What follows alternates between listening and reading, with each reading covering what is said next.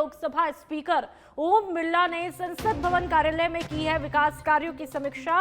Review उन्होंने किया है कोटा बूंदी क्षेत्र के बूंदी में चल रहे प्रस्तावित कार्यों की पूरी तरह से जानकारी ली। कलेक्ट्रेट अधिकारियों से वीसी के जरिए प्रगति रिपोर्ट ली। आजाद पार्क के विकास, अंडरग्राउंड पार्किंग और सौंदर्यकरण के निर्देश दिए गए। आसपास की सड़कों के सुदृढ़ीकरण और विस्तार पर भी जोर दिया। कुंभा स्टेडियम के रिनोवेशन पर भी ध्यान देने के निर्देश दिए गए। नवल सागर और जैत सागर के सौंदर्यकरण पर भी चर्चा हुई। बूंदी को ग्रीन और स्मार्ट सिटी के रूप में विकसित करने पर जोर दिया गया। तो आपको बता दें कि कुंभा स्टेडियम के रिनोवेशन पर ध्यान देने के निर्देश के साथ ही कई विकास कार्यों पर फोकस किया गया है। नवल सागर, जैत सागर के सौंदर्यकरण पर भी डिटेल में चर्चा की जाती है। एक एक पॉइंट पर चर्चा होती है। बूंदी को ग्रीन और स्मार्ट सिटी के रूप में विकसित करने पर भी जोर दिया गया है। दिल्ली से इस वक्त की महत्वपूर्ण खबर लगातार आपको दिखा रहे हैं। जिस तरह से लोकसभा स्पीकर ओम बिरला ने संसद भवन कार्यालय में विकास कार्यों की समीक्षा की, उसमें बूंदी पर फोकस किया गया। कोटा बूंदी क्षेत्र के बूंदी में चल रहे प्रस्तावित कार्यों की जानकारियां ली है। पूरी तरह से रिपोर्ट मांगी है, कितना कुछ काम हुआ, कितना बाकी है। कलेक्ट्रेट अधिकारियों से वीसी के जरिए प्रगति रिपोर्ट ली है,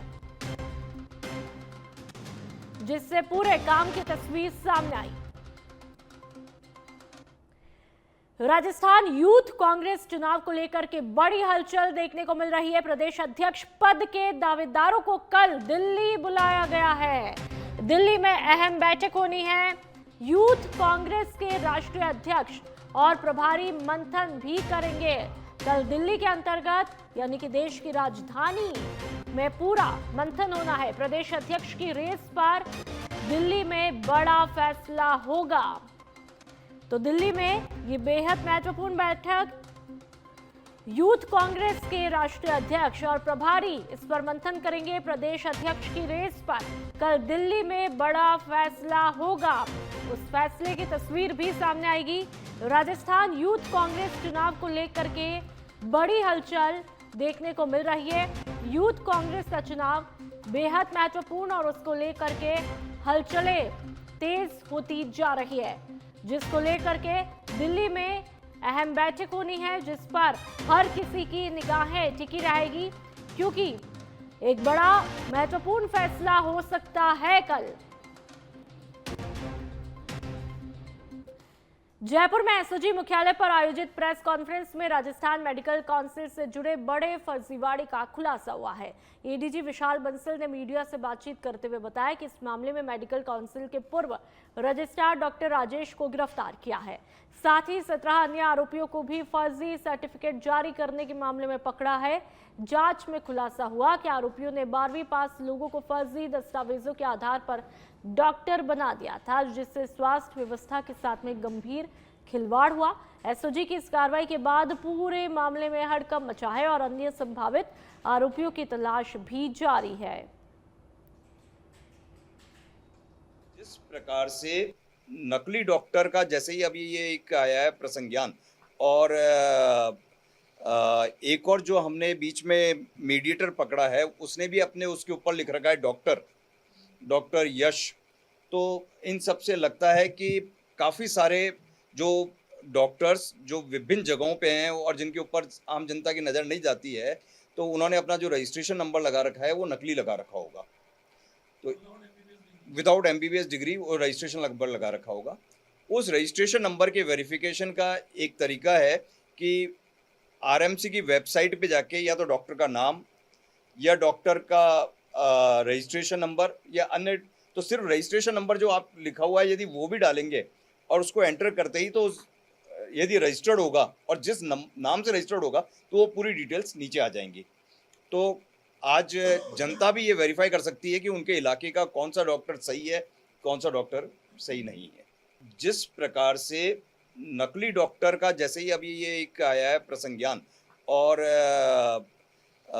एक और जो हमने बीच में मीडिएटर पकड़ा है, उसने भी अपने उसके ऊपर लिख रखा है डॉक्टर यश, तो इन सब से खैरथल तिजारा के मुंडावर थाना क्षेत्र के जसाई गांव में बुधवार को पुरानी रंजिश के चलते दो पक्षों के बीच में हुआ विवाद फायरिंग में तब्दील हुआ, जिससे पूरे इलाके में हड़कंप मच गया। ये तस्वीरें आपको दिखा रहे हैं। घटना की सूचना मिलते ही पुलिस मौके पर पहुंची और हालात को कंट्रोल में करके जांच शुरू कर दी है। पुलिस के मुताबिक प्रारंभिक जांच में पुरानी रंजिश ही फायरिंग की मुख्य वजह सामने आई है। अधिकारियों ने चेतावनी दी है कि कानून व्यवस्था बिगाड़ने वालों को किसी भी हाल में बख्शा नहीं जाएगा। फिलहाल पुलिस आरोपियों की तलाश में जुटी है और जल्द गिरफ्तारी की संभावना भी जता रही है। तो वहीं लगातार बढ़ती आपराधिक घटनाओं से इलाके में असुरक्षा का माहौल बना हुआ है। एक मुकदमा पहले जनवरी में दर्ज था, जिसमें जो प्रार्थी है इस केस का वर्तमान का सचिन, वो उसमें गवाह के रूप में है। तो अभी प्राथमिक जांच इसकी चल रही है कि भाई गवाह को इन्फ्लुएंस करने के लिए किया गया है या क्या मामला है, तो ये अभी अनुसंधान किया जा रहा है। परिवादी क्या बताया है, जिस तरह वो फायरिंग की है या तोड़फोड़ की, कितने आदमी तो कहाँ हुई थी? परिवादी ने अभी 2 आदमी और उसके साथ अन्य साथियों का नाम का खुलासा नहीं किया है और गाड़ी पे फायर करना बताया है। बुलेट प्रूफ एक मोटरसाइकिल और एक स्कॉर्पियो गाड़ी का आना बताया है। डूंगरपुर के सिमलवाड़ा से खबर, जहां पर अतिक्रमण के खिलाफ प्रशासन ने सख्त कार्रवाई की है। विवेक गुर्जर के नेतृत्व में प्रशासन, पुलिस और राजस्व विभाग की टीम ने मुख्य मार्गों पर अभियान चलाकर सड़क किनारे किए गए अतिक्रमण हटवाए। इस दौरान व्यापारियों को सख्त चेतावनी दी है कि अब सड़क पर किसी भी तरह का कब्जा बर्दाश्त नहीं किया जाएगा। कार्रवाई के बाद मुख्य सड़कें साफ और चौड़ी दिखाई दी, जिससे आमजन को बड़ी राहत मिली है। प्रशासन द्वारा लगभग 1 महीने से बार-बार ऑटो भूमिका पर चेतावनी दी गई कि अपनी दुकान की जो लीगल लिमिट है उससे बाहर अब अपना सामान न रखें, ताकि आने वाले जो ग्राहक हैं और जो पास होने वाले लोग हैं वहाँ से उनको तकलीफ ना हो। जो वार्निंग देने के बाद भी हमने जिन लोगों ने अपना सामान नहीं हटाया है, जो फिर लावारिस सामान प्राप्त हुआ, उसके ऊपर आज प्रशासन और पुलिस द्वारा मिलकर कार्रवाई की गई। मेरी अपील है समस्त सिमलवाड़ा वासियों से कि सिमलवाड़ा हमारा अपना शहर है, इसकी स्वच्छता और इसके अंदर लॉ एंड ऑर्डर बनाए रखना हमारा कर्तव्य है। तो सभी जो व्यापारी संगठन के लोग हैं या फिर अन्य दुकानदार हैं, उनसे निवेदन है कि अपने दुकान की सीमा के बाहर अपना सामान अधिक संख्या में जमा कर न रखें। हम जानते हैं कि 1 माह पूर्व लगभग यहाँ पर एक ट्रोला बड़े आकार का जो था वो कॉर्नर पर पलट गया था। अगर वो घटना दिन के समय हुई होती तो उससे जान माल की भी भारी एक बहुत बड़ा नुकसान हो सकता था, किसी की जान भी जा सकती थी। ये हम सभी का कर्तव्य है और इसमें आप प्रशासन का सहयोग जरूर करें।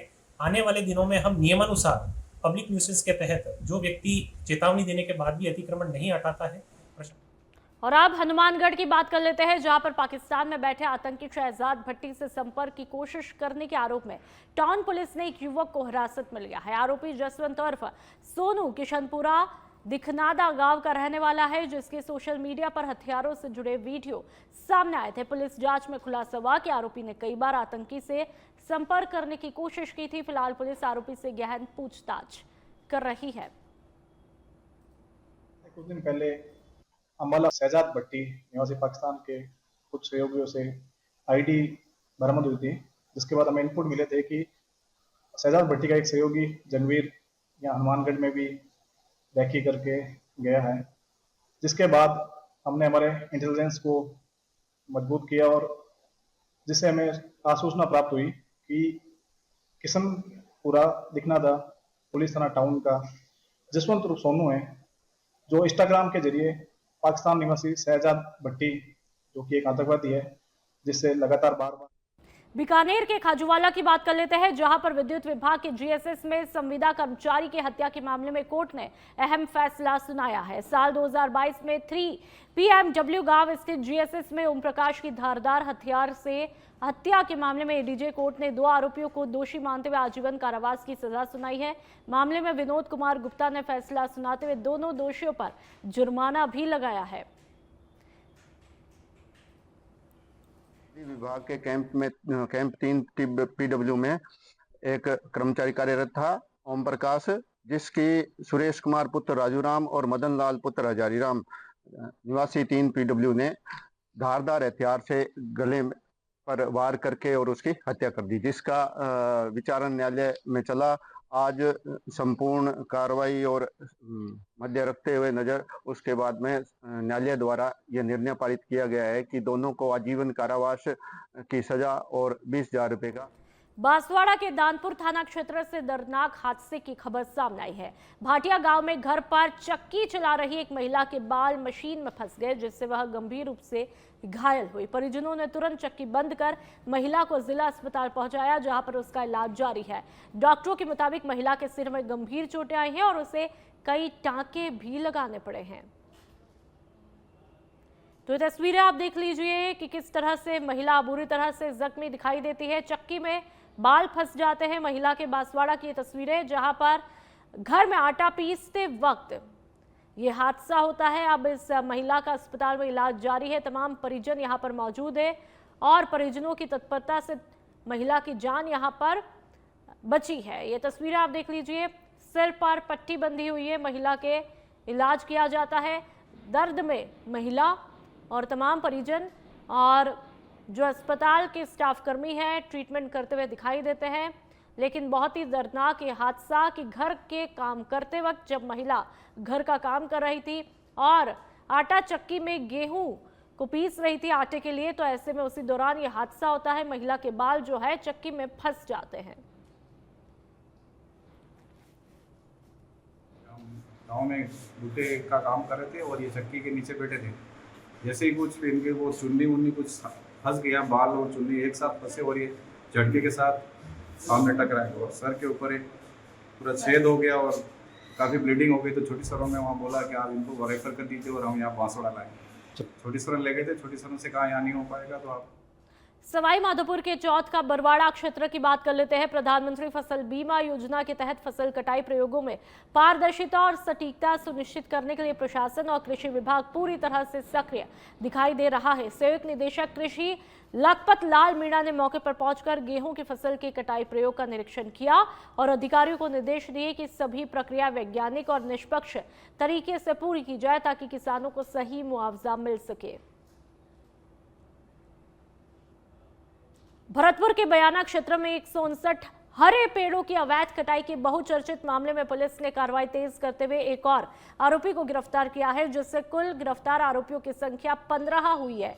पुलिस और वन विभाग की संयुक्त जांच में नया नगला गांव स्थित वन भूमि पर बड़े पैमाने पर अवैध कटाई का खुलासा हुआ था, जिसमें खेजड़ी सहित कई पेड़ों को नुकसान पहुंचाया गया। इस मामले में कटाई के लिए इस्तेमाल की गई जेसीबी मशीन को जब्त किया है।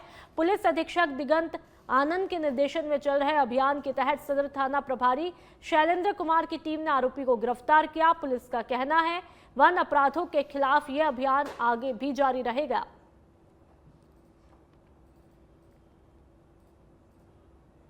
बाड़मेर के चौटन की बात कर लेते हैं। किराना दुकान में अफीम की बिक्री पर एएनटीएफ की कार्रवाई। बोगस ग्राहक बनकर पहुंची पुलिस की टीमें। 690 ग्राम अफीम के साथ में देराज राम गिरफ्तार। आरोपी सूरते की ढाणी का रहने वाला बताया जा रहा है। मोटी कमाई के लिए किराना स्टोर पर कर रहा था अवैध बिक्री। धनाव पुलिस और स्पेशल एएनटीएफ टीम ने संयुक्त कार्रवाई को अंजाम दिया। तो बाड़मेर के चौटन की खबर, जहां पर मोटी कमाई के लिए गलत तरीके का इस्तेमाल किया जा रहा था। पैसों के मोह में, लालच में किराना स्टोर पर अवैध बिक्री कर रहा था। धनाव पुलिस और स्पेशल एएनटीएफ टीम ने संयुक्त कार्रवाई को अंजाम दिया है। बाड़मेर के चौटन में कार्रवाई का डंडा चलता है।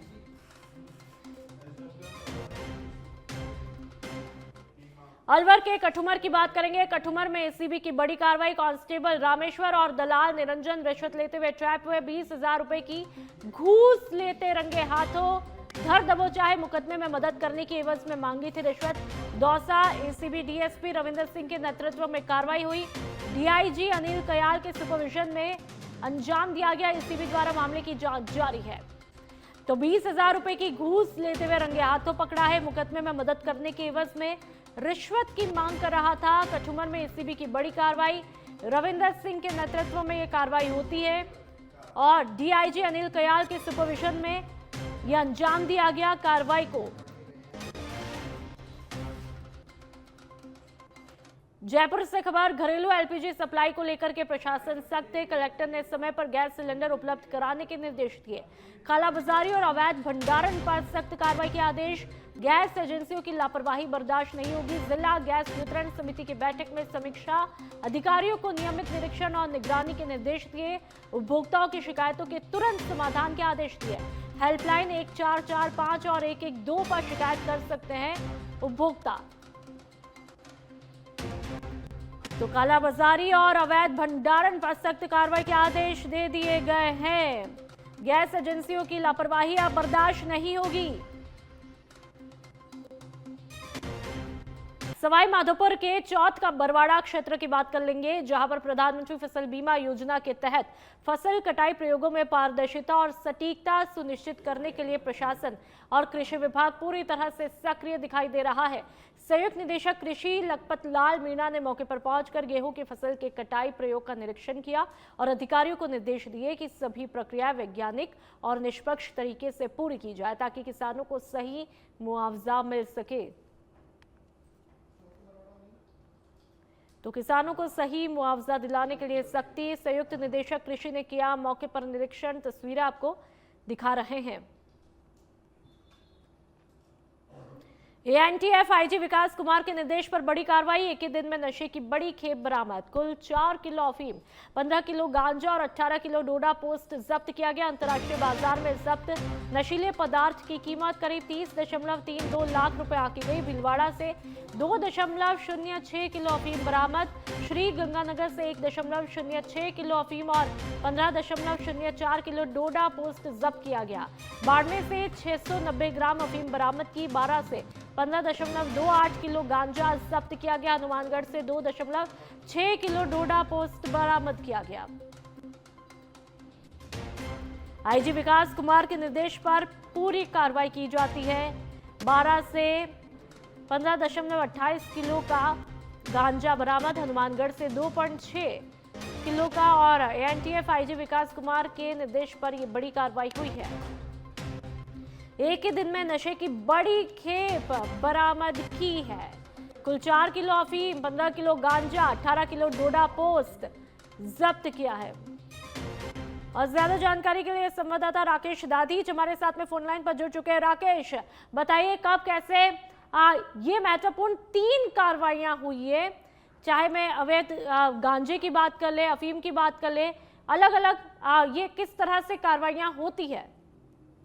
देखिए, लगातार नशे की खेप पकड़ी जा रही है। आईजी विकास कुमार के नेतृत्व में प्रदेश में ताबड़तोड़ कार्रवाई की जड़ी लगी हुई है।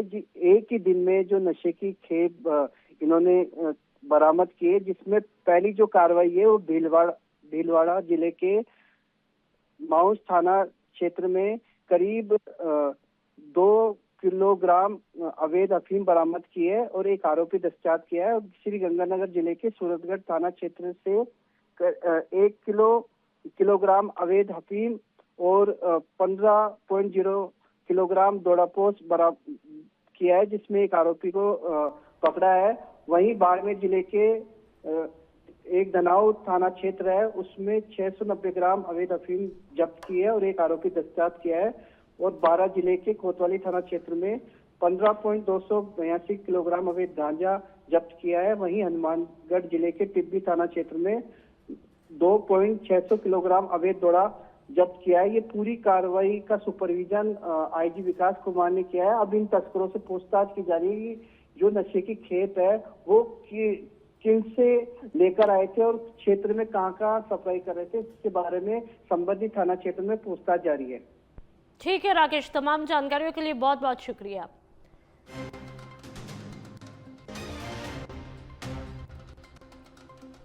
और अब बात बालोतरा की। जिले में घरेलू गैस आपूर्ति व्यवस्था को बेहतर बनाने के लिए जिला कलेक्टर सभागार में गैस एजेंसी प्रतिनिधियों की अहम बैठक रखी गई। अतिरिक्त जिला कलेक्टर भुवनेश्वर सिंह चौहान की अध्यक्षता में हुई बैठक में गैस सिलेंडर की उपलब्धता, समय पर वितरण, उपभोक्ता शिकायतों के समाधान और कालाबाजारी रोकने पर चर्चा हुई।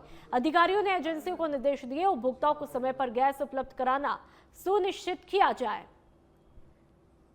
तो बालोतरा में ये बैठक होती है। तस्वीरें आप देख लीजिए कि कितने अधिकारी गंभीर होते हुए दिखाई देते हैं कि भाई आप समय पर गैस उपलब्ध करवाएं जिससे जनता के कामों पर ब्रेक ना लगे।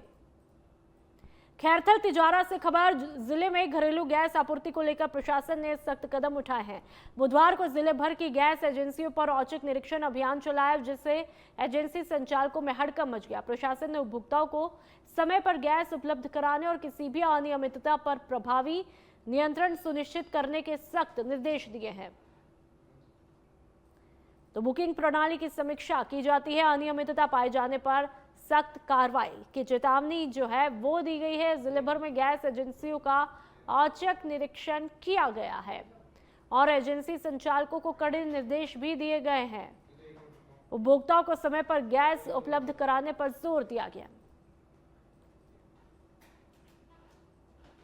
श्री गंगानगर के पदमपुर की बात करेंगे जहां पर बालिका शिक्षा को बढ़ावा देने की दिशा में अहम पहल की है।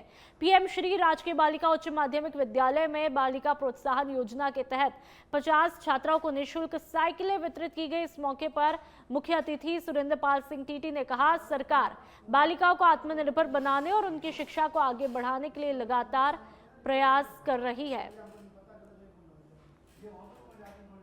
सरकार चाहती है बच्चियां आगे आए। अब बच्चियों को कितनी सुविधा है, लखपति दीदी, थोड़ा सा आपके पास कोई टेक्निक आ गई तो आजकल 2 करोड़ तक का लोन देती है गवर्नमेंट काम करने की। लखपति पंडित कोई ड्रोन चला रही है, कोई पायलट का कोर्स सारे सिखाएंगे आपको, सरकार मदद देगी, ठीक है ना। अभी एक लाडली योजना चली है। अब आपकी तो चिंता है ना, अब कोई चिंता नहीं आपके माँ बाप को जो अब बच्चियाँ जन्म ले रही हैं। जो बच्ची अब हॉस्पिटल में जन्म लेती है उसको 1.5 लाख रुपया मिल जाएगा उसके खाते में, और जब वो 18 साल की हो जाएगी ना तो 15-20 लाख। कोई काम करे, शादी चिंता नहीं।